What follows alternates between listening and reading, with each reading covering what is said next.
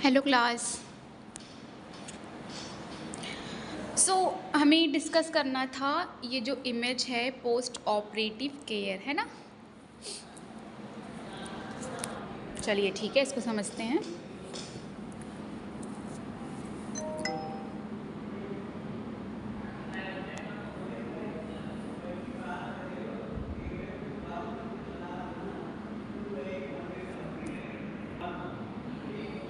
देखो इसमें क्या लिखा है, सर्जिकल प्रोसीजर, ठीक है। फिर है आपका पोस्ट ऑपरेटिव केयर एंड यहाँ पे लिखा है देखो डिस्चार्ज, है ना, discharge from health care facility, ठीक है। यानी क्या है, सर्जरी के बाद, है ना, सर्जरी के बाद पेशेंट को प्रॉपर नर्सिंग केयर दी जाती है और जब पेशेंट पूरी तरह स्टेबल हो जाता है तब डिस्चार्ज किया जाता है, ठीक है।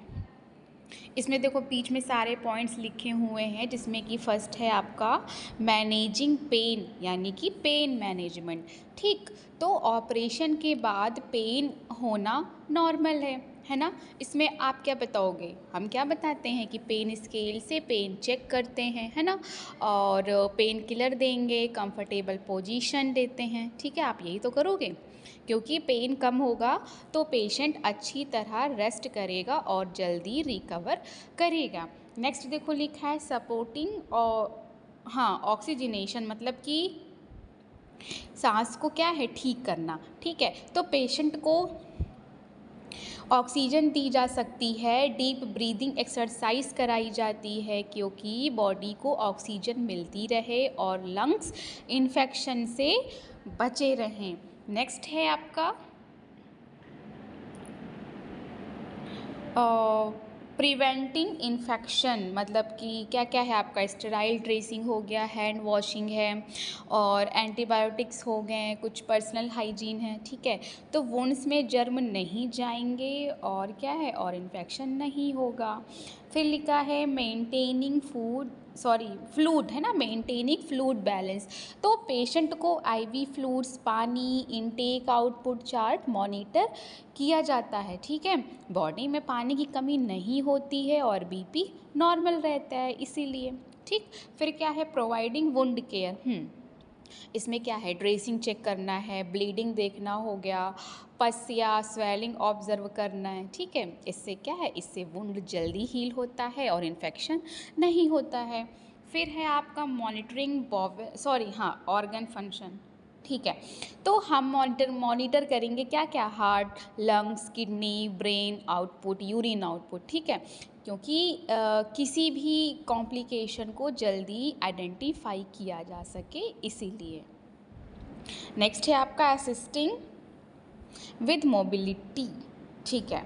तो पेशेंट को डॉक्टर की परमिशन के बाद बेड पर बिठाना, खड़े करना, है ना, चलाना, ठीक है, ये कराना है। इससे क्या है, ब्लड क्लॉट, कॉन्स्टिपेशन और निमोनिया से बचाव होता है। फिर है आपका प्रिवेंटिंग कॉम्प्लिकेशन। तो कॉम्प्लिकेशन जैसे ब्लीडिंग है, शॉक है, इन्फेक्शन हो गया, निमोनिया है ना, डीवीटी है, तो इन सब पर नज़र रखी जाती है। क्लियर। तो यही था इस इमेज में। नेक्स्ट है आपका पोस्ट ऑपरेटिव कॉम्प्लिकेशंस, मतलब कि सर्जरी के बाद होने वाली कॉम्प्लिकेशंस, ठीक है। तो पोस्ट ऑपरेटिव कॉम्प्लिकेशन का मतलब है ऑपरेशन के बाद पेशेंट को होने वाली प्रॉब्लम्स या डिजीज़ेस जो रिकवरी को स्लो कर सकती हैं और कभी कभी लाइफ थ्रेटनिंग भी हो सकती है, ठीक है। जैसे अगर अपेंडिक्स की सर्जरी के बाद वुंड में इन्फेक्शन हो जाए या ब्लीडिंग शुरू हो जाए तो ये पोस्ट ऑपरेटिव कॉम्प्लिकेशन है। क्लियर। फर्स्ट है आपका हेमरेज, हेमरेज मतलब कि क्या है, ब्रैकेट में ब्लीडिंग, ठीक है। तो हेमरेज का मतलब है बहुत ज़्यादा ब्लीडिंग होना या सर्जरी के तुरंत बाद या कुछ घंटों बाद हो सकती है। ठीक है। हेमरेज का मतलब क्या है, बहुत ज़्यादा ब्लीडिंग होना, है ना। ये कैसा है, ये सर्जरी के बाद ये सर्जरी के तुरंत बाद है या फिर कुछ घंटों बाद हो सकता है। क्यों होता है, क्वेश्चन बनता है ना, क्यों होता है। Blood vessel damage, blood vessel का डैमेज की वजह से स्ट्रक्चर खुल जाना और ब्लड क्लॉट ना बनना, ठीक है। ब्लड थिनर मेडिसिन का भी इफ़ेक्ट हो सकता है। ओके, तो यहाँ पे साइन देखो क्या क्या है, लो BP, fast pulse, excessive bleeding. तो वही है, साइंस क्या क्या दिखेंगे आपको, लो बीपी है, फास्ट पल्स है, ड्रेसिंग से फ्रेश ब्लड आना, स्किन पेल है ना, पीली या फिर सफ़ेद पड़ना, चक्कर आना, वीकनेस है आपका, पेशेंट बेचैन होएगा, ठीक है। जैसे जैसे पेशेंट की एब्डोमिनल सर्जरी हुई, ठीक है, तो 30 मिनट बाद ड्रेसिंग पूरी ब्लड से वेट हो गई, बीपी 80/50 हो गया, ठीक है, पल्स 120 पर मिनट हो गया, तो ये हेमोरेज का साइन है। ओके, इसमें आप केयर क्या करोगे, ड्रेसिंग चेक करोगे, ड्रेन में ब्लड कितना आ रहा है ना, देखोगे, वाइटल साइन मॉनिटर करोगे, डॉक्टर को इमीडिएटली इन्फॉर्म करोगे, आईवी फ्लूइड्स और ब्लड ट्रांसफ्यूज़न प्रिपेयर करोगे, ठीक है। तो हेमोरेज मतलब याद रखिएगा, excessive bleeding after surgery. Okay,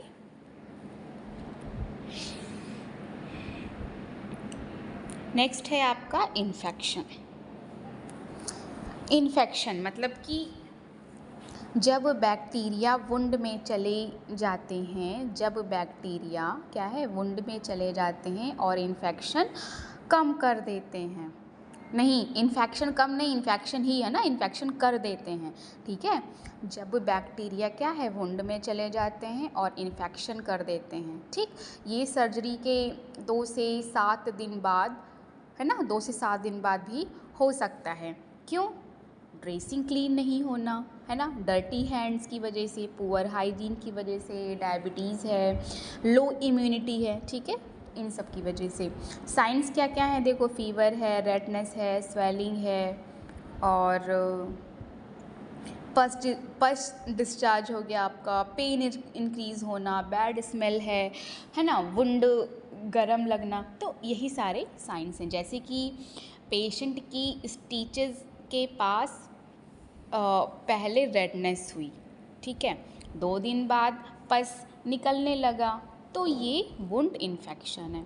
okay, इसमें आप केयर क्या करोगे, स्टेराइल ड्रेसिंग करोगे, हैंड वॉशिंग फॉलो करोगे, ठीक है, एंटीबायोटिक टाइम पर दोगे, टेम्परेचर मॉनिटर करोगे, वुंड को ऑब्जर्व करोगे।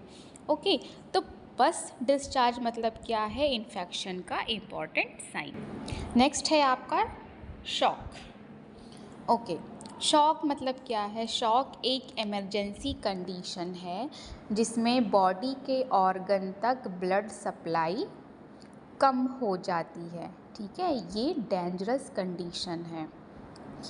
ओके, क्योंकि रीज़न क्या है, एक्सेसिव ब्लीडिंग होने की वजह से, है ना, सीवियर इन्फेक्शन से, फ्लूइड लॉस हो गया, एलर्जी है, ठीक है। साइंस क्या क्या देखो दिख रहे हैं, लो बीपी है, कोल्ड स्किन है आपका, लो बीपी हो गया, कन्फ्यूज़न है, पेल स्किन भी कह सकते हो, और रेस्टलेसनेस है, पेशेंट अनकॉन्शियस भी हो सकता है, जैसे ब्लीडिंग बहुत ज़्यादा हुई, है ना, बीपी 70/40 हो गया, तो पेशेंट को होश कम आने लगा, है ना, ये क्या है, यही शॉक है। तो इसमें आप केयर क्या करोगे, डॉक्टर को इमीडिएटली कॉल करोगे, ऑक्सीजन दो, है ना, आईवी फ्लूइड स्टार्ट करो, लेग्स एलिवेट करो अगर अलाउ हो तभी, ठीक है, वाइटल साइन मॉनिटर करो। क्लियर। नेक्स्ट है आपका रेस्पिरेटरी कॉम्प्लिकेशन। सर्जरी के बाद लंग्स में क्या है, प्रॉब्लम होना, ठीक है, जनरल एनेस्थीसिया के बाद ज़्यादा देखा जाता है, ठीक है, ये कॉम्प्लिकेशन।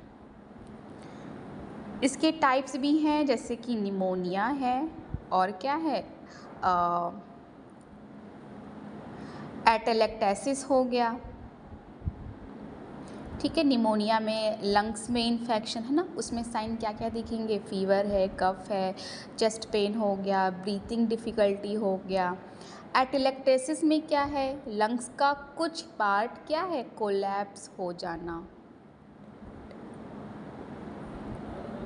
ठीक है, ये इसीलिए होता है क्योंकि पेशेंट डीप ब्रीदिंग नहीं रख करता है। ठीक है, साइंस क्या क्या दिखेंगे आपको, शॉर्टनेस ऑफ ब्रीथ है, लो ऑक्सीजन सेचुरेशन हो गया, फास्ट ब्रीदिंग है। ठीक, तो ये हम बता रहे थे टाइप्स, जिसमें कि निमोनिया पढ़ा हमने, एटेलेक्टेसिस पढ़ा, और एक और है आपका ब्रीदिंग डिफ़िकल्टी। पेशेंट को क्या है, प्रॉपरली सांस लेने में प्रॉब्लम होती है। क्यों, डीप ब्रीदिंग नहीं करना है ना, बेड पर कंटिन्यूसली पड़े रहना, म्यूकस जमा हो जाना स्मोकिंग की वजह से। जैसे पेशेंट क्या है, पेशेंट सर्जरी के बाद कफ नहीं कर रहा। ठीक है, पेशेंट सर्जरी के बाद कफ नहीं कर रहा, लंग्स में म्यूकस जमा हो गया, बाद में क्या है, बाद में निमोनिया डेवलप हो गया। इसमें आप केयर क्या करोगे, डीप ब्रीथिंग एक्सरसाइज करने को बोलोगे, कफिंग एक्सरसाइज हो गया, ऑक्सीजन थेरेपी दोगे। ठीक, नेक्स्ट है आपका DVT, deep vein thrombosis. DVT का मतलब है पैर की गहरी वेन्स में ब्लड क्लॉट बनना, पैर की गहरी वेन्स में ब्लड क्लॉट बनना। ठीक है, ये क्या है, ये बहुत डेंजरस है। अगर क्लॉट टूटकर लंग्स में चला गया तो पल्मोनरी एम्बोलिज्म हो सकता है, क्योंकि रीज़न क्या है, बेड रेस्ट की वजह से ब्लड सर्कुलेशन स्लो होना, सर्जरी हो गया आपका, ओबेसिटी है, ओल्ड एज हो गया। ठीक, इसमें सिम्टम क्या क्या दिखेंगे, पैर में स्वेलिंग दिखेगा सबसे पहले है ना, पैर में पेन भी होगा, वार्म स्किन होगी, रेडनेस होगा। ठीक, जैसे पेशेंट 4 दिन तक बेड से नहीं उठा, उसके पैर में स्वेलिंग और पेन हो गया। ठीक है, अल्ट्रासाउंड में क्या निकला, डीवीटी निकला। नेक्स्ट देखो लिखा है प्रिवेंशन, प्रिवेंशन में क्या क्या है, अर्ली एम्बुलेशन है, मतलब कि जल्दी चलाना है। ठीक है, लेग एक्सरसाइज हो गया, और कंप्रेशन स्टॉकिंग हो गया, ब्लड थिनर मेडिसिन हो गया, वो भी डॉक्टर के ऑर्डर से। क्लियर। केयर क्या करोगे आप लोग, पैर ऑब्जर्व करोगे, स्वेलिंग मीज़र करोगे है ना, पेशेंट को चलने के लिए इनकरेज करोगे, एक्सरसाइज करवाना। ठीक है, यही सब है। हाँ, कंप्रेशन स्टॉकिंग पहनाओ। ठीक,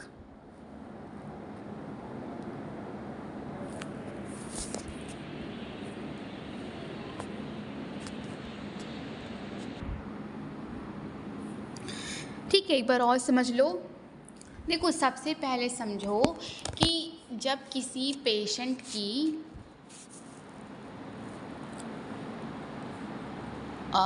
सर्जरी हो जाती है ना, जब किसी पेशेंट की सर्जरी हो जाती है, उसके बाद बॉडी को रिकवर होने में कुछ दिन या हफ्तों का टाइम लगता है ना।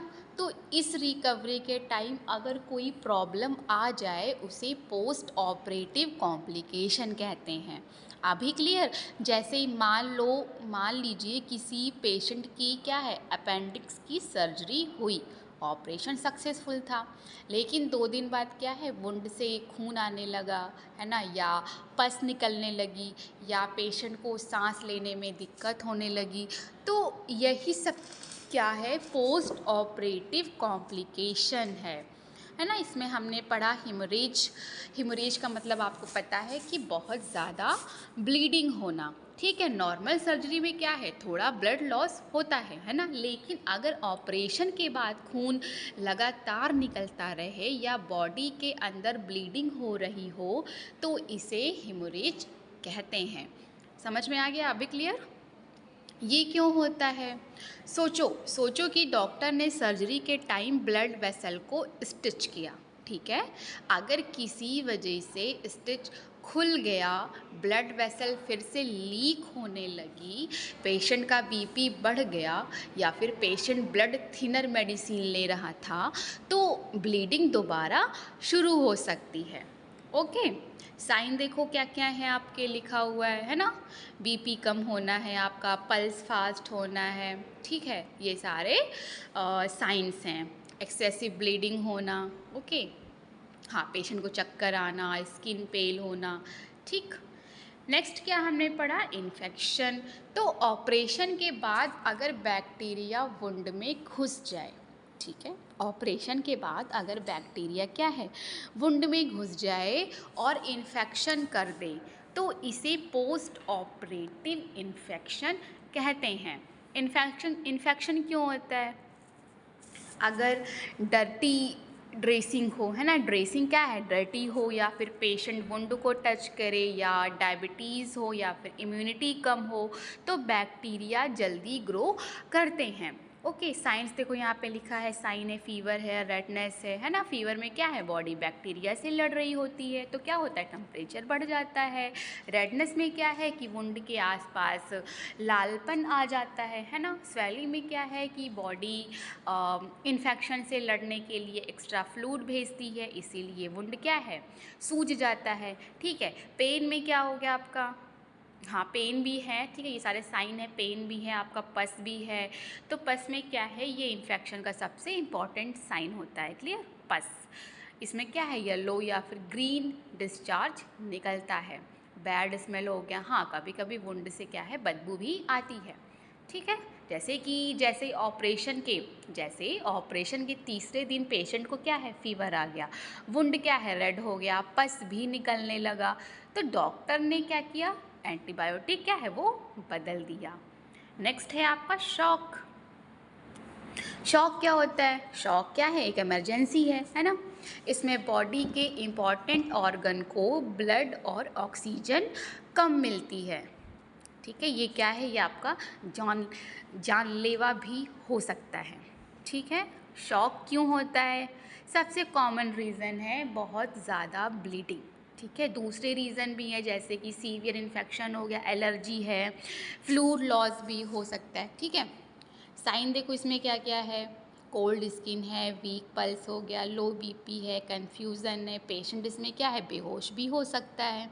ठीक है, जैसे जैसे पेशेंट की ड्रेसिंग से बहुत ब्लड निकल गया, बीपी क्या है, बीपी गिर गया, कम हो गया, है ना, पेशेंट को चक्कर आने लगे, तो यही है आपका शॉक। नेक्स्ट हमने पढ़ा रेस्पिरेटरी कॉम्प्लिकेशंस। तो ऑपरेशन ये क्यों होती है, रेस्पिरेटरी कॉम्प्लिकेशन ये क्यों होती है, ऑपरेशन के बाद लंग्स में प्रॉब्लम आ जाना सबसे ज़्यादा जनरल एनेस्थीसिया के बाद होता है। ठीक है, सबसे ज़्यादा कब है, जनरल एनेस्थीसिया के बाद होता है। ठीक, ये क्यों होती है, हमने पढ़ा कि ये क्या होता है, रेस्पिरेटरी कॉम्प्लिकेशन, है ना। अब हम समझेंगे कि ये होती क्यों है। तो ऑपरेशन के बाद पेशेंट दर्द की वजह से डीप ब्रीदिंग नहीं करता, खांसी नहीं करता है, बेड पर ही पड़ा रहता है, तो इस वजह से लंग्स में म्यूकस जमा हो जाता है। क्लियर, इससे क्या होता है, इससे आपका एटेलेक्टेसिस हो गया, निमोनिया है। ओके, जैसे पेशेंट ने सर्जरी के बाद बिल्कुल खांसी नहीं की, तो लंग्स में क्या है, म्यूकस जमा हो गया, बाद में निमोनिया हो गया। ठीक, यही है। नेक्स्ट है आपका DVT, deep vein thrombosis. DVT क्या होता है, बॉडी के पैर की गहरी वेन्स में ब्लड क्लॉट बन जाना। ओके, बॉडी के पैर की गहरी वेन्स में, डीप है ना, डीप वेन, ठीक है, डीप वेन में ब्लड क्लॉट बन जाना, ये क्या है, ये बहुत डेंजरस है। ओके, सोचो, ठीक है, सोचो एक पाइप में क्या है, पानी रुक गया। ठीक है, एग्जाम्पल बता रहे हो, समझिएगा, एक पाइप में पानी रुक गया तो अंदर गंदगी जमने लगती है ना। वैसे ही पेशेंट बेड पर पड़ा रहता है, ब्लड फ्लो स्लो हो जाता है, ब्लड क्लॉट बन जाता है ना, इसी को डीवीटी कहते हैं। क्लियर, साइंस क्या क्या देखेंगे, लेग पेन है, लेग स्वेलिंग हो गया, रेडनेस है, लेग वार्म होना। सबसे बड़ा डेंजर क्या है कि अगर क्लॉट टूट कर लंग्स में पहुंच गया तो पल्मोनरी एम्बोलिज्म हो सकता है। ठीक है, ये आपका क्या है, इमरजेंसी है। ओके, प्रिवेंशन में देखो क्या क्या है। सबसे इम्पॉर्टेंट है आपका अर्ली एम्बुलेशन, मतलब कि जल्दी चलाना, है ना। साथ ही लेग एक्सरसाइज है, कंप्रेशन स्टॉकिंग हो गया, ब्लड थिनर मेडिसिन है ना। जैसे हिप सर्जरी के बाद पेशेंट 5 दिन तक नहीं चला, उसके पैर में स्वेलिंग और पेन शुरू हो गया, अल्ट्रासाउंड में डीवीटी निकला, मैंने बताया, ठीक है। नेक्स्ट है आपका यूरिनरी रिटेंशन, ओके, मतलब कि क्या है, पेशाब रुक जाना, ठीक। The patient is unable to pass urine after surgery, okay. तो यूरिनरी रिटेंशन का मतलब है कि पेशेंट सर्जरी के बाद यूरिन पास नहीं कर पाता या बहुत मुश्किल से करता है, यानी ब्लैडर यूरिन से भर जाता है लेकिन पेशेंट यूरिन नहीं निकाल पाता, ठीक। सर्जरी के बाद ये क्यों होता है, इसको भी समझो, है ना। देखो, एनेस्थीसिया ब्लैडर की मसल्स को कुछ टाइम के लिए क्या है, वीक कर देता है, ठीक है, वीक कर देता है। पेन की वजह से पेशेंट जोर नहीं लगा पाता, है ना। कुछ मेडिसिन ब्लैडर की एक्टिविटी कम कर देती है, ठीक है। पेशेंट बेड से उठ नहीं पाता है, ओके। तो ये सब सर्जरी के बाद होता है ना। साइन क्या क्या दिखेंगे, यूरिन पास ना होना, है ना, पेट के नीचे दर्द होना, है ना, लोअर एब्डोमेन में क्या है, दर्द या फिर स्वेलिंग होना, ब्लैडर भरा हुआ फील होना, बेचैनी होना, बार बार यूरिन की फीलिंग आना लेकिन यूरिन ना निकलना, ठीक। केयर क्या करोगे आप लोग इसमें, आप लोग पेशेंट को यूरिन पास करने के लिए इनकरेज करोगे, ठीक है, प्राइवेसी दोगे, यूरिन आउटपुट मॉनिटर करोगे, है ना। ज़रूरत पड़ने पर डॉक्टर के ऑर्डर से कैथेटर लगाया जा सकता है, ठीक।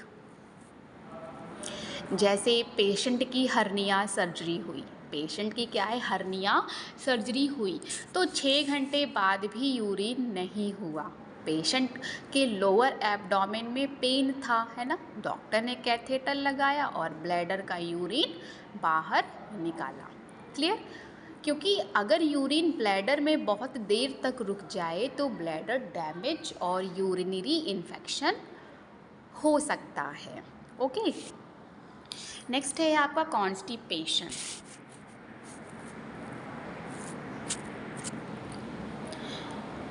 Constipation common due to anaesthesia, pain medicine and reduced activity. हाँ, कॉन्स्टिपेशन मतलब क्या है, कब्ज, ठीक है। तो कॉन्स्टिपेशन का मतलब है स्टूल पास करने में दिक्कत होना या कई दिन तक स्टूल ना आना, ठीक। सर्जरी के बाद क्यों होता है, देखो, एनेस्थीसिया जो है, एनेस्थीसिया इंटेस्टाइन की मूवमेंट स्लो कर देता है, ठीक है। Painkiller medicine bowel movement कम कर देती है, पेशेंट कम चलता है ना, कम पानी पीता है, फाइबर वाली डाइट नहीं लेता है, ठीक है। साइन क्या क्या दिखेंगे आपको इसमें, 2-3 दिन तक स्टूल ना आना, पेट फूलना, गैस बनना, स्टूल हार्ड होना, ठीक है, स्टूल पास करते टाइम दर्द होना, क्लियर। इसमें आप केयर क्या करोगे, इसमें आप पानी ज़्यादा पिलाओ, है ना, फाइबर रिच डाइट दो, जल्दी चलने के लिए मोटिवेट करो, ठीक है। अर्ली एम्बुलेशन, ओके, ज़रूरत हो तो डॉक्टर के ऑर्डर से लैक्सेटिव दें, ठीक है। लैक्सेटिव स्पेलिंग है LAXATIVE,